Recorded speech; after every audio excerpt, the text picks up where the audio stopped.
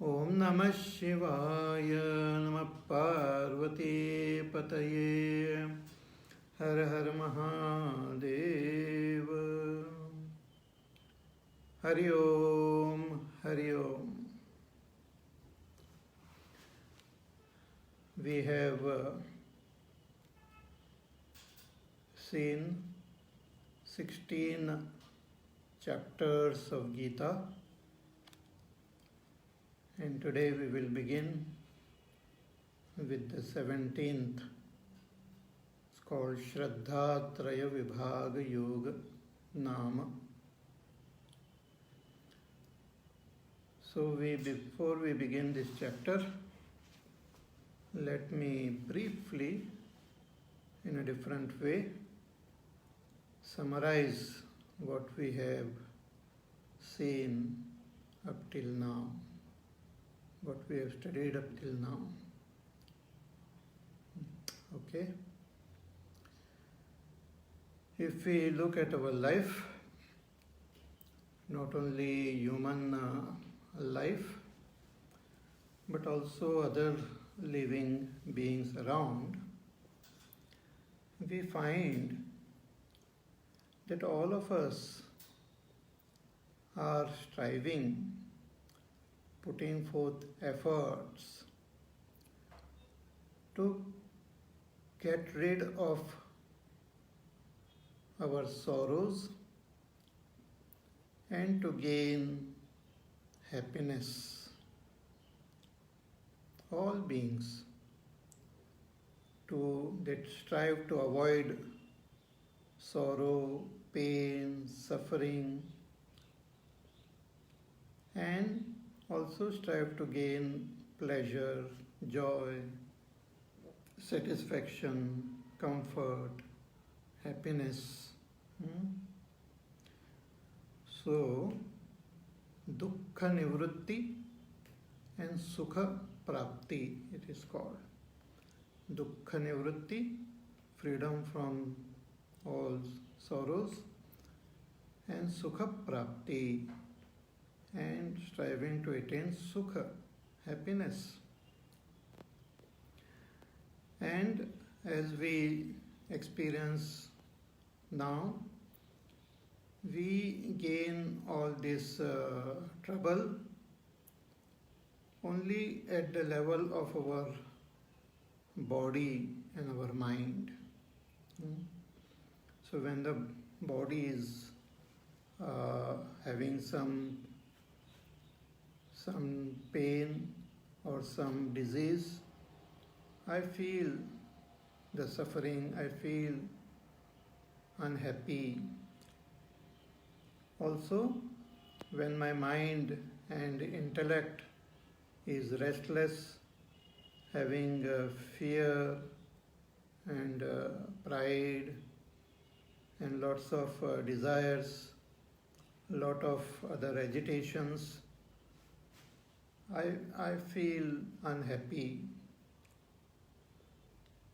And when I gain some pleasures at the level of the body, when I eat, when I drink, when I sleep, when I have some comfort at the level of my body, I feel happy.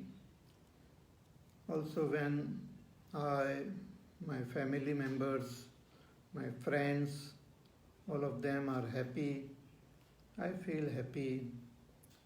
But when there is trouble around, I feel unhappy.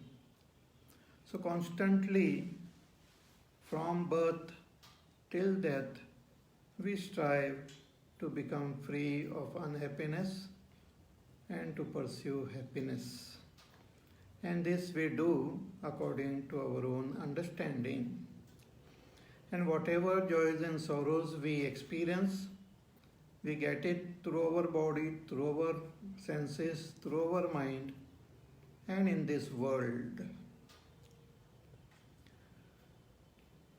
But even if we strive from morning to evening for years together, nobody becomes completely free from all their sorrows, and nobody seems to gain the happiness at all times. Always there is some sorrow, some pain, along with little bit of happiness. So kabhi khushi, kabhi gum, it goes on.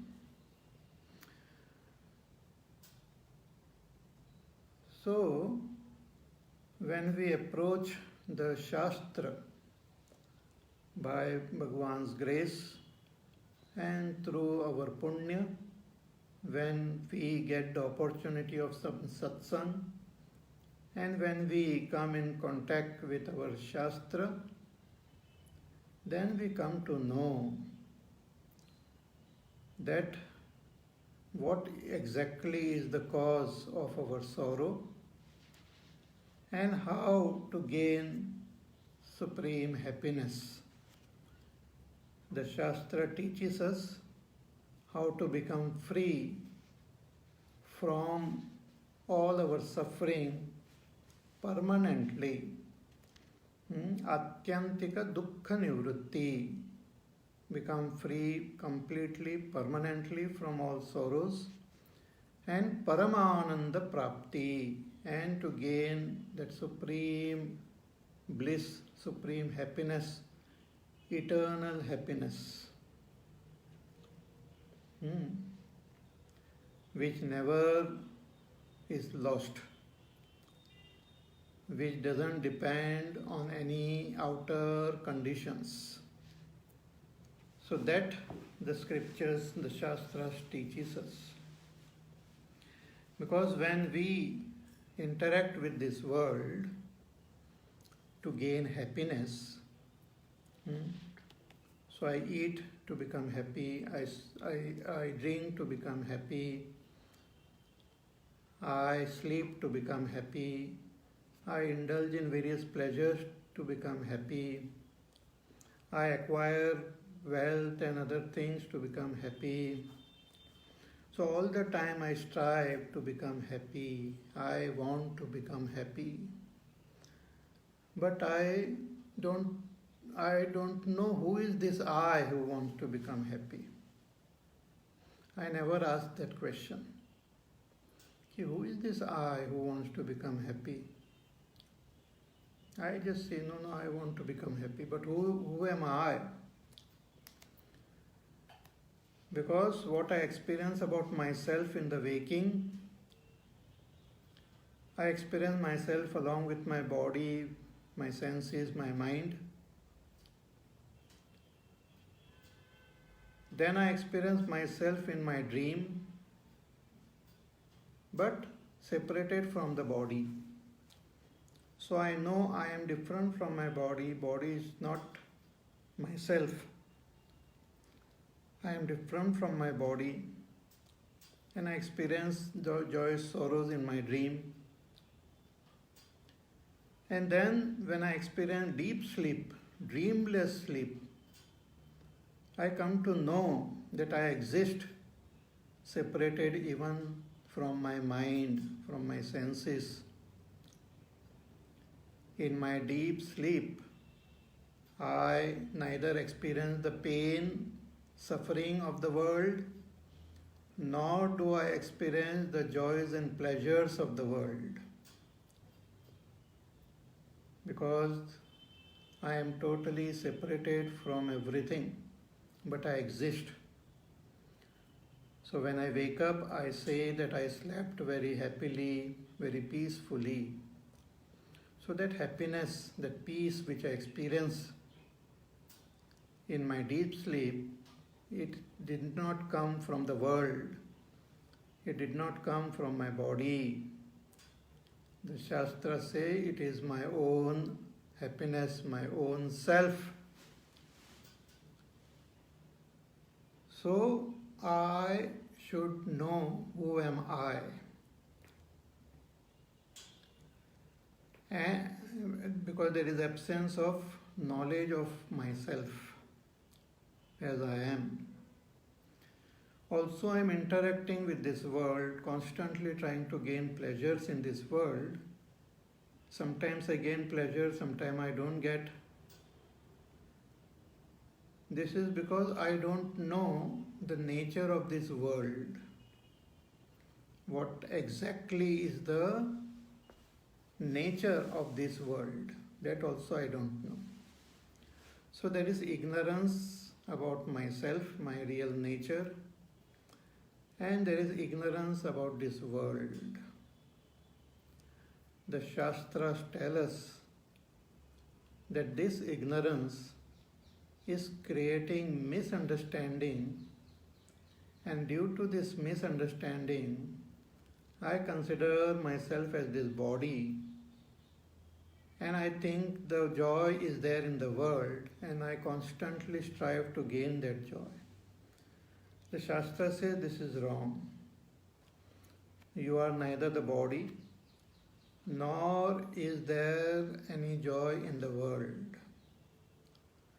You are different from this body. You are that pure self, which is of the nature of happiness itself.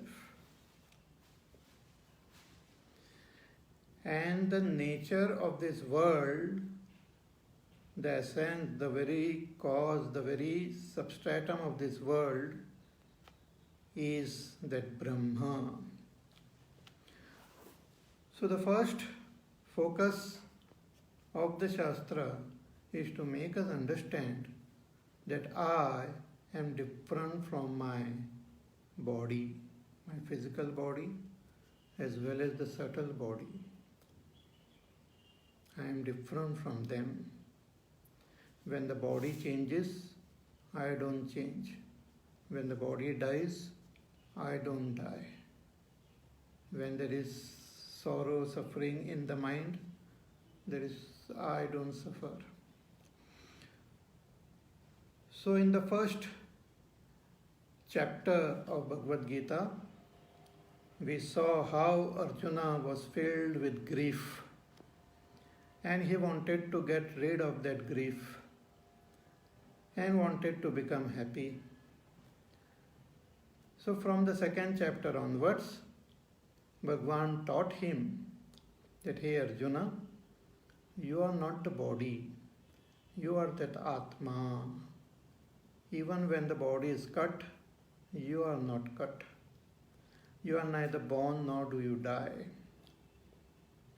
So recognize yourself. You are not the mind, you are not the intellect. You are different from them.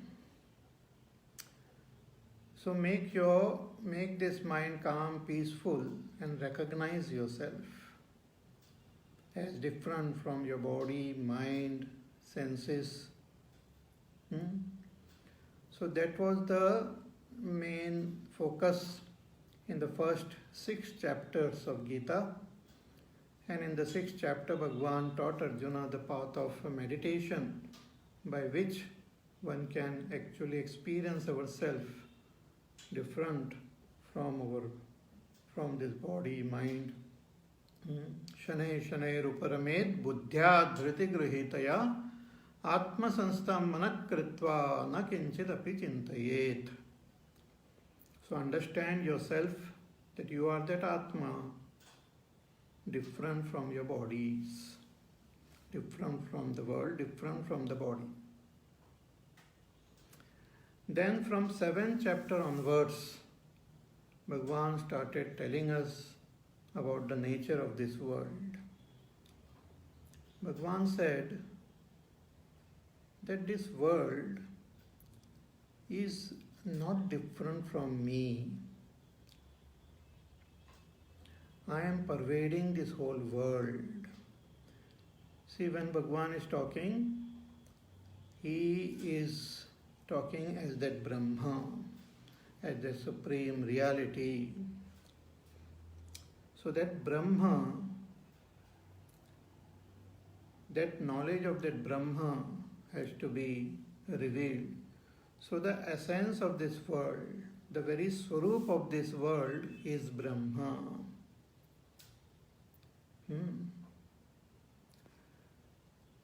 So through various chapters starting from 7th, Bhagavan revealed to Arjuna that this world made up of the para and apara prakriti is not different from me, but I am different from this world. The world is not different from Brahma, but Brahma is different from the world. Just as the ornaments are not different from gold, but gold is different from the ornaments. The pots are not different from the clay. The pots are not different from space, but space is different from pots. So the space is like Brahma, the world is like pots. So the world is not different from Brahma, but Brahma is different from the world. The world changes, Brahma doesn't change. The world is inert, Brahma is not inert. The world is limited, Brahma is not limited. So Bhagavan revealed from the 7th chapter onwards till 12th chapter the nature of this world as Brahma, as myself. The world is in me, but I am not in the world. World is not different from Brahma, but Brahma is different from the world. Okay? Then in the 13th chapter, Bhagavan gives this main message of our scripture. So what we have understood about ourselves as different from this body, that Atma, that Pratyak Atma, the Kshetrajna, and what is understood as that Brahma, which is different from the world, but world is not different from that Brahma. That Brahma and this Atma is same. Kshetrajnam chapi mam vidhi sarva kshetreshu bharata. Hey Arjuna, you understand this I, the Kshetrajna, is Brahma. And this world is not different from you, but you are different from the world. Again, to give that example of this pot, briefly, because all this we have seen in detail, but just to refresh your memory. So there is this space and there is the pot. The pot is like the gross body and the subtle body, and all the pots put together are like the world, and the space in this pot is like that Atma, Pratyak Atma, the innermost self. Kshetrajna, it is also called Kshetrajna, also called Purusha, also called Jiva, the same. And the space all around is Brahma, is like Brahma. So all the pots are not different from space, because everything has come from space only, air, fire, water, earth emerged. So the pots are not different from space, but space is different from the pots. Pots get broken, space doesn't break. Pots are cracked sometimes, space doesn't get cracked. Okay? So this pot, a space in this pot is like that I. So I experience myself, but identifying with the pot, identifying with my gross and subtle body, I experience the joys and sorrows. So the first step which the Shastra teaches us is that I am different from the bodies. The space inside is different from the pot. That is the first lesson. Then again, when we look at this world, understand that world is not different from the total space. Means world is not different from Brahma, but Brahma is different from the world. Once that is understood, then the Shastra teaches us the space in this pot and the space everywhere is one. The Kshetrajna is Brahma. And as Brahma, when I look, I know the world is not different from me, but I am different from the world. So nature of Brahma was revealed in the 13th chapter, wherein Bhagavan, in many verses, he indicated that Brahma, ki anadimat param Brahma, nasattan nasaduchyate, that Brahma is anadimat param Brahma, nasat natan asat uchyate. The presence of that Brahma is experienced through the presence of all the senses and all, but it is different from the senses, different from the mind. Though appears divided, it is undivided. Avibhaktam cha bhuteshu vibhaktam iva cha stitam bhuta bhartra cha tadneyam krashishnu prabhavishnu cha. So understand yourself as Brahma. And thereafter in the 15th chapter, Bhagavan summed up the whole teaching that you are that Purushottama and this world is Kshara Purush and Akshara Purush. Kshara Purush is the manifested world, Akshara Purush is the unmanifested world, and you are that Purushottama. Bas, aur kuch nahi hai. That itself is everything.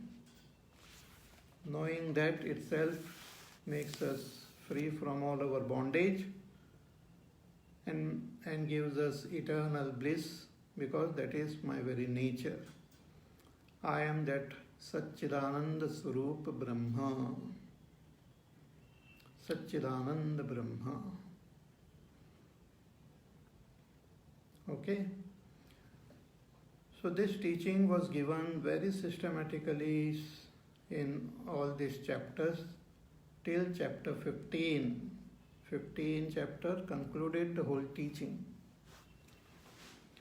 But just by knowing that I am Brahma, listening to the scriptures and knowing that I am Brahma means listening and just coming to know that I am Brahma doesn't give me experience of that Brahma, doesn't make me free, because I have to do nididhyasana, I have to meditate and gain abidance in this understanding that I am Brahma, Aham Brahmasmi. So nididhyasana is important, but in order to do that nididhyasana, because it's very difficult, in order to do nididhyasana, I have to prepare myself. I have to make my mind pure as possible. Because only when the mind becomes extremely pure, that nididhyasana will be possible, and I will gain abidance in my own self. In one of the chapters also Bhagavan had said that many people, many seekers, having purified their mind, have attained that supreme goal. After many lifetimes, having purified their mind, have attained that goal. So, after gaining that theoretical understanding that I am Atma Brahma, this Atma is Brahma, the Kshetrajna is Brahma, I have to do sadhana. First, to purify my mind, and then meditate and gain abidance in my own supreme self. So in the 16th, 17th and 18th chapter of Gita, Bhagavan again tells us about this sadhana which we have to do so that we move forward on our spiritual journey and gain that realization. So in the 16th chapter, the first thing Bhagavan reveals here, he says that the whole human beings are broadly classified into two groups, the Devatas and the Asuras. Depending on the nature of the mind and the samskars in the mind, the human beings are classified as Devatas and Asuras. See that Brahma is not Devata or Asura, it's beyond all this. Just like the space is beyond, different from this pot. But that Sukshma Sharir is like a air in this pot, which has got its own fragrance.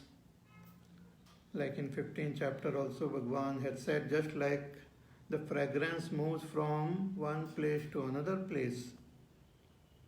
After death, the jiva goes from one body to another. So the gross body is like the pot, the Sukshma Sharir is like the fragrance, but the self is like space. So depending on the fragrance, broadly human beings are classified as the Devatas, having good, nice fragrance of Abhayam, Sattva Samshuddhi, Jnana Yoga Vyavasthitihi, etc. And the Asuras have dirty, foul odor like Kama, Krodha, Lobha, Moha, Mada, Matsar. So in order to gain abidance in our own self and recognize myself, first I should clean this, make the fragrance more and more, the Sukshma Sharir more and more fragrant, acquire the Daivi Sampatti and get rid of the Asuri Sampatti. Though the Asuri Sampatti are vast and elaborate and infinite, but they are all summed up into these three, Kama, Krodha and Lobha. So when we get rid of this Kama, Krodha, Lobha, our Antakarana becomes most fragrant, and in that fragrance, when we meditate, we gain abidance in our own self. But how to get rid of these negativities? How to get rid of Kama, Krodha, Lobha? Who will guide us? What is the technique? What is the method? The guidance comes from the Shastras. Because the Shastra knows the inside out of the body, the mind, the samskars, the past lives. So the Shastras can guide very systematically. Therefore, in the concluding verses, Bhagavan told Arjuna that one who disregards these Shastras and does whatever his mind tells him will not be able to gain any happiness in this world, nor will gain that supreme state of enlightenment. Because Shastras are praman. Tasmat Shastram pramanante karya karya vyavastito Nyatva Shastra Vidhanoktam Karma Kartum Iharhasi. Bhagavan says, therefore Shastras are the praman. The Vedas, the Upanishads, the Bhagavad Gita, the Brahma Sutra, the Puranas, the Itihas, and more subtle we become in our sadhana. The Upanishads and Brahma Sutra and Bhagavad Gita guide us to reach the ultimate goal. So Shastras teach us about Dharma and Shastra teaches about Brahma. And one should totally with faith follow sincerely this Shastra. As I said, they are like the GPS. So we just follow them blindly. They will take us to our destination. So Nyatva Shastra Vidhanoktam Karma Kartum Iharhasi. So having understood the Vidhana, the teachings of the Shastras, one should just do our karma. See, now understand, the Shastras teach us about dharma, that is karma, means about vidhi nishedh, what to be done and what should not be done. Do this, don't do this. And while talking about this vidhi nishedh, the Shastras just categorically tell that if you are a Brahman, Kshatriya, Vaishya, Shudra, you do this. You are man, you are woman, you do this. You are a Brahmachari, Grahastha, Vanprastha, Sannyasi, you do this.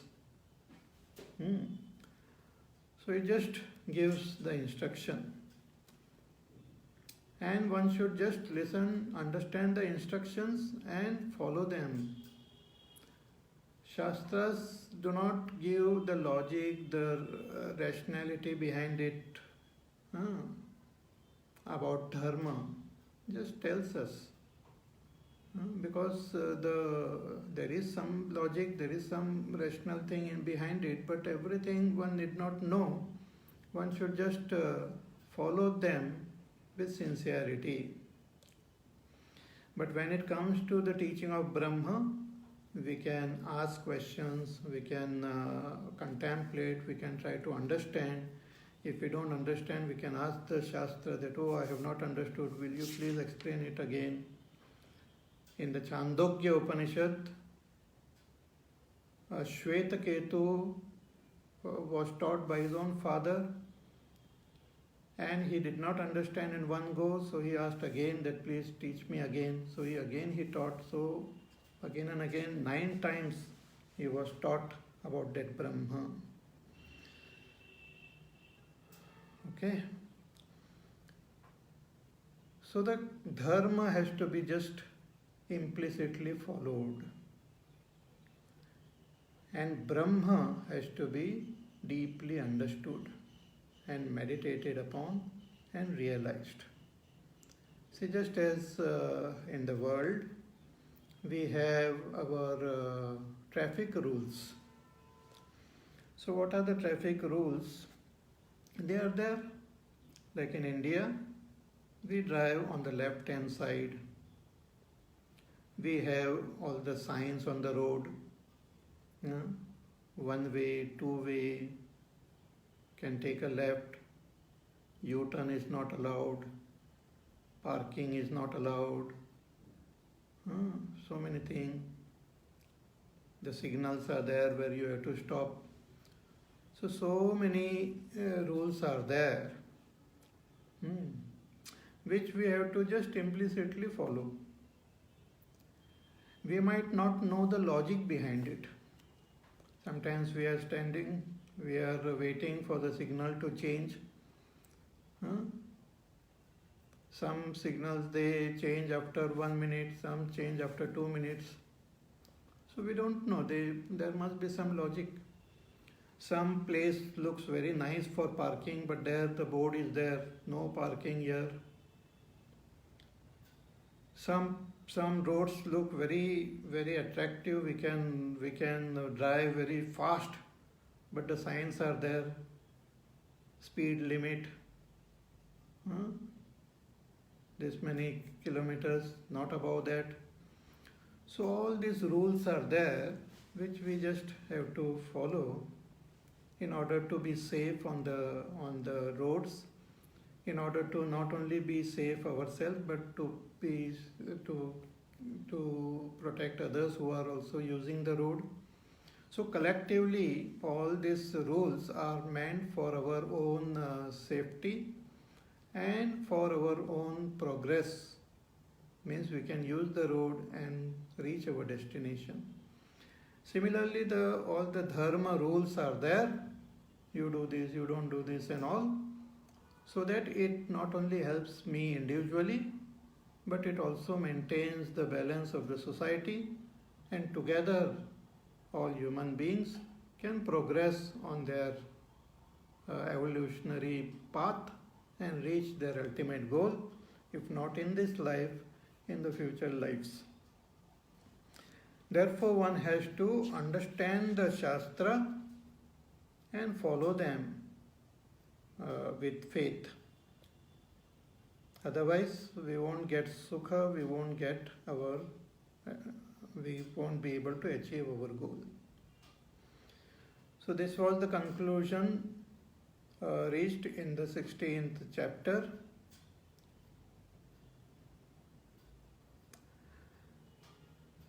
But after listening to this,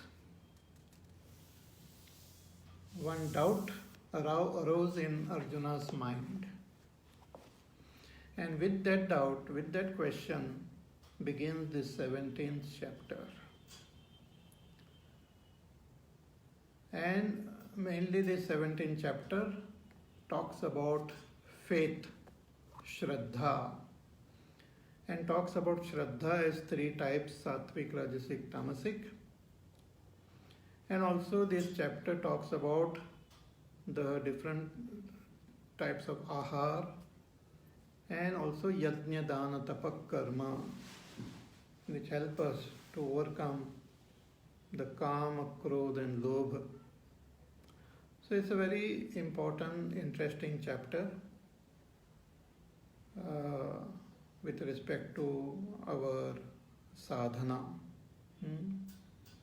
As I said, the 16th, 17th as well as the 18th chapter focuses on the sadhana, which will help us to purify our mind and meditate and gain abidance in that truth which was revealed in the previous 15 chapters.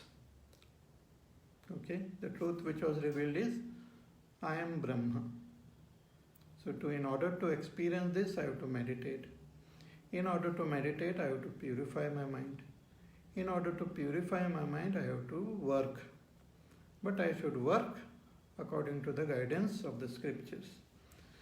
Giving up all activities will not take me towards moksha.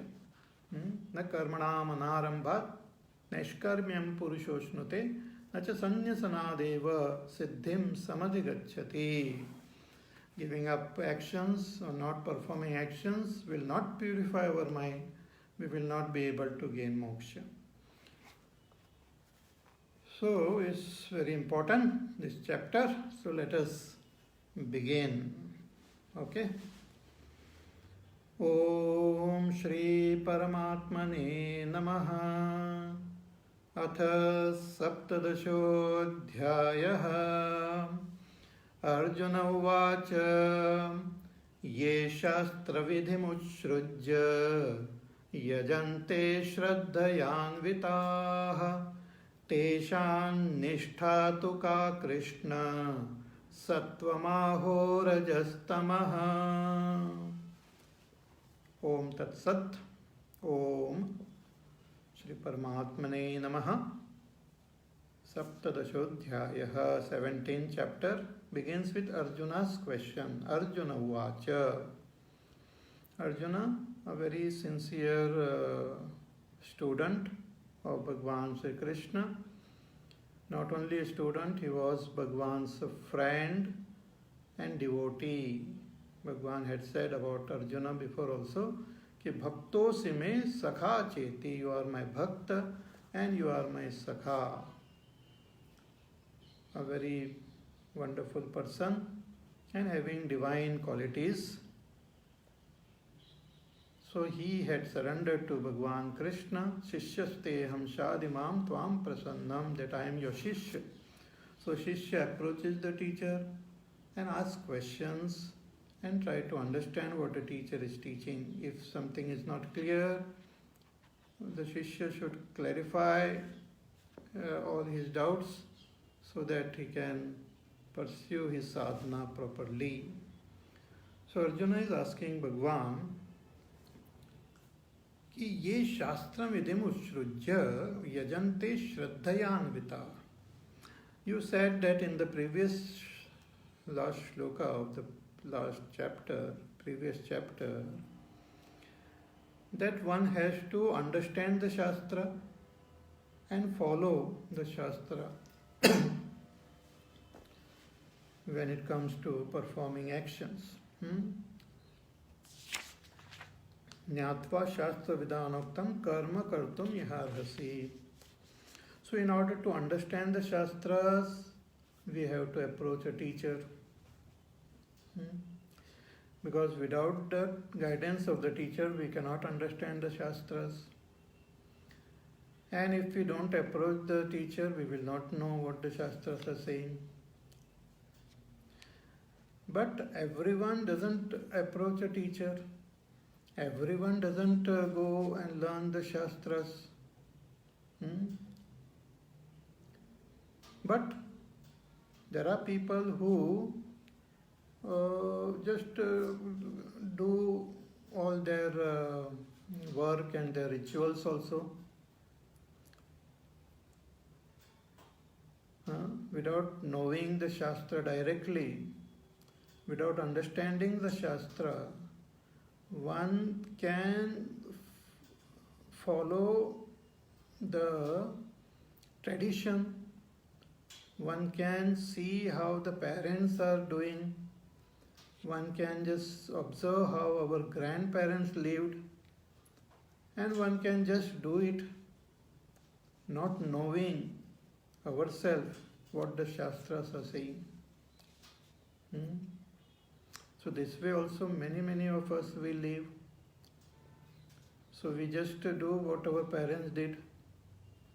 Parents worship the devatas in a particular way, so we also worship. Parents chanted certain mantras and we also do it.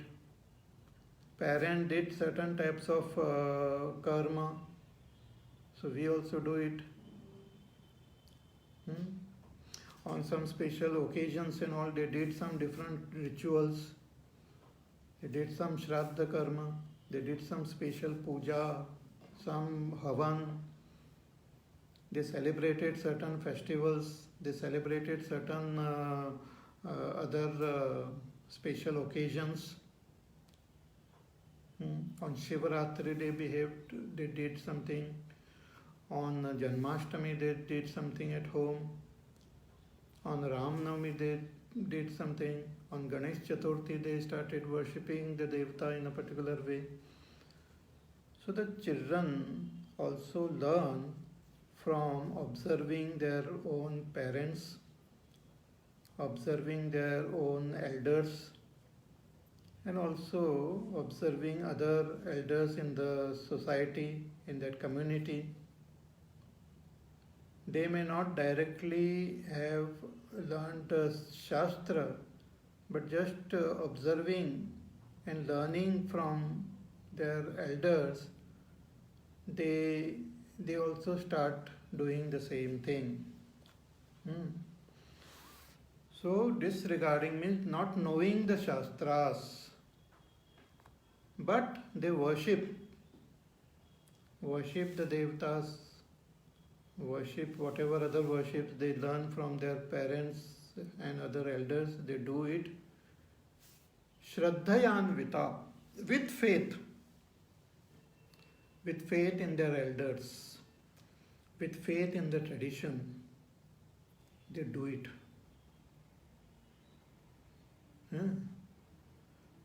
So Arjuna's question is that they have not studied the Shastra directly, but they are doing all the rituals, whatever they have learned from their elders, sincerely with faith, then their worship, their upasana will be of what type, Hey Krishna? Will you consider that as totally wrong? Or will you consider it that as sattvic, rajasic or tamasic? How will you categorize these people? Will they be categorized as those who have given up the Shastras, so they will not attain moksha, they will not attain sukha, they will not attain purity of the mind? Or will you classify them in some other group? That is my question. A very important and interesting question. Because all of us may not be studying the Shastras. It's like in the society also, everyone doesn't become doctor. Few become doctors. And there are those who are not well, they go approach a doctor. But there are many who are not well and they get treated at home only. The mother will treat, the father will treat. खांसी जुकाम हो गया तो they will say काढ़ा बना के मैं देती हूँ, पी लो, सब ठीक हो जाएगा. It's a fever or headache or something or other. Traditionally, they treat and they become fine also. And as the child grows, he also start, whenever he is not well, he will just remember what his mother did. He will also do it. And then he will treat in similar way his own children. So there is this tradition which is followed very sincerely with faith. So what can you tell them? How will you classify? So here Bhagwan Shankaracharya ji explains in more detail this shloka, the question of Arjuna, कि ये केचिद अविशेषिता शास्त्र विधिम शास्त्र विधानम श्रुति स्मृति शास्त्र चोदनाम उत्सृज्य. So one is people in general, those who give up the teaching of the, means they have not gained the teaching of the Shruti and Smriti, the Shastras. So giving up means not following the teaching directly. They worship, means they are not useless, they are not asuri people. They worship. Yajante devadin pujayanti shraddhaya, with shraddha. Shraddha means with astikya buddhi. Astikya buddhya. See, when we see our parents worshipping the devatas, and when they tell ki yes, these devatas are there, is Ishvara. So as children we develop that astikya buddhi, it is called. Astikya means asti iti buddhi, ki Bhagwan hai. Kaun hai Bhagwan, kaise hai Bhagwan, we don't know. But we only know that yes, God is there. How do you know God is there? Because my parents, they said God is there. How do they know God is there? Because their parents told them. How did they know? Their parents told. Traditionally in our family, we believe the existence in God, in Bhagwan, and we worship this Devta. This is our Kula Devta. We worship, we go to this temple, we do all the rituals. So in this way, the Shraddha is there. This is the beauty of our whole Sanatan Dharma.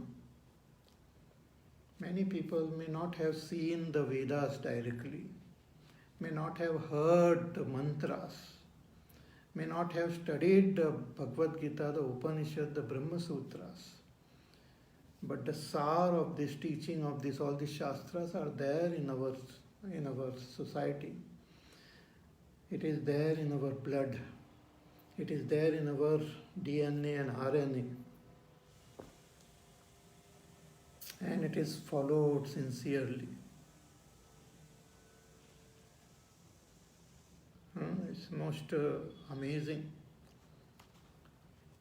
So, if Bhagwan has said those who give up the Shastra, they will go to hell and they will not gain happiness. But these people have not studied Shastras, but they are worshipping the Devtas with faith. So, how will you categorize them?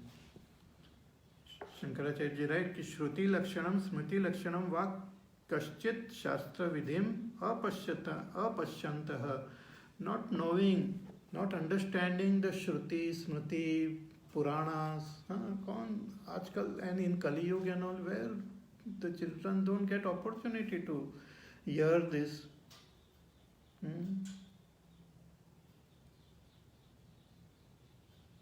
So, not knowing, but Vriddha Vyavahara Darshanat, but they can see, they are not blind, so they see how the parents behave. They see how they behave toward their own parents. They see how they behave and talk about the Devatas.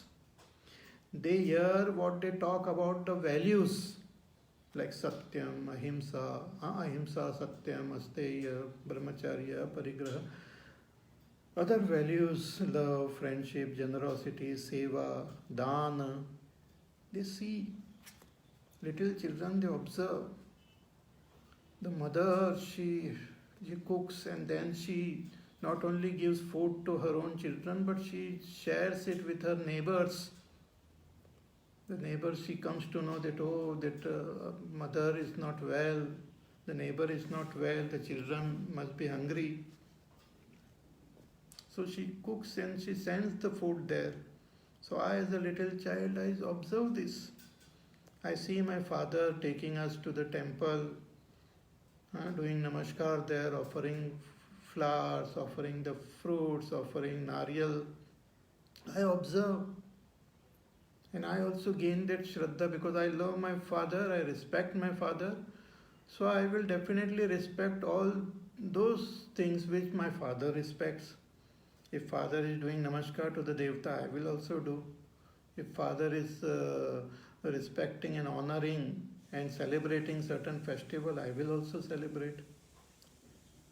This is how the tradition, the rich tradition is even alive. See, the invaders came to our country, they tried to destroy our culture.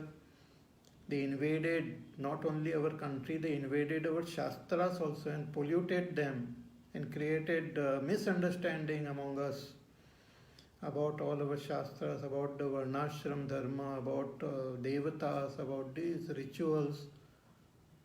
But still, the culture is so strong that it has sustained. Even now, it is being bombarded constantly by so many other thoughts and ideas from everywhere else, but still it is sustaining.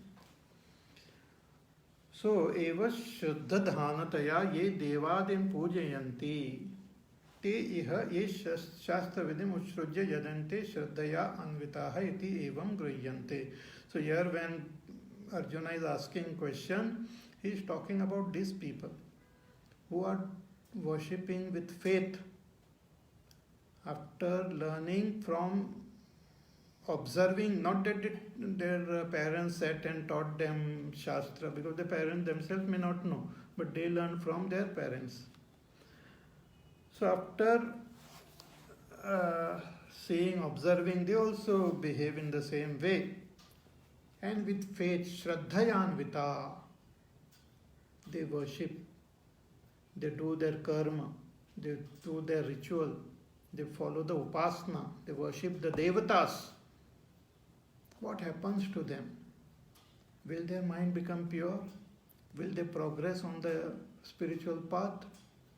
Is their sadhana rajasic, tamasic or sattvic? What can you say, hey Bhagwan? Please tell me. Tesham nishtha tu ka Krishna sattvam aho rajastamaha. What type of faith do they have? Can we say their faith is sattvic, or can we say it is rajasic or tamasic? What type of people will you categorize them? Are they progressing or not? That is the beauty. That is the beauty of our Sanatan Dharma. Sanatan means eternal Dharma. It will never get destroyed. It might go, become lupta, may disappear for a short time or may become weak, but again it will get revived. Yada yada hi dharmasya glanir bhavati bharata abhyutthanam dharmasya tadatmanam shrajamyaham.